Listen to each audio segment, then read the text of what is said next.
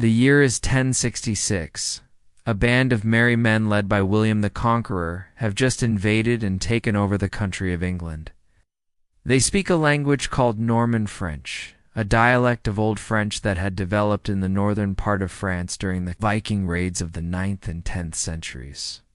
And they imposed their language on the English people, who previously spoke a language called Anglo-Saxon. Now at first, this caused quite a bit of confusion. The new rulers used words like anger and justice, while the common folk used words like wrath and righteousness. But over time, the two languages began to mix and mingle until a new language emerged, one that sounded a bit like this. It was called Middle English. So how did this new language sound? Well, it was a bit of a hodgepodge, really.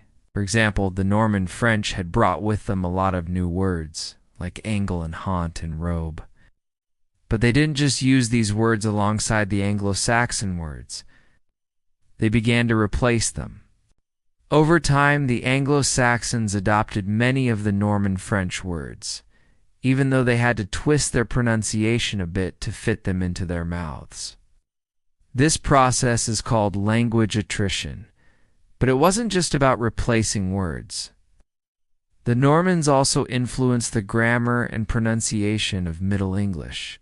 For example, they got rid of the Anglo-Saxon grammatical gender system and simplified the verb tenses. As for pronunciation, well, the Normans were a bit posh, if you will.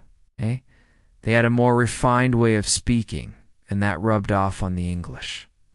By the late Middle Ages, the English were speaking a much softer, more nuanced language than their Anglo-Saxon ancestors. And it wasn't just the Normans who were influencing the language. The English were fighting back in their own way. They took the Norman French words and adapted them to their own culture and way of life. For example, the Norman French word hostile became hostelry, and that's where we got the word hotel. So what does all this mean? Well, the Norman Conquest was a big deal, not just for England, but for the English language too.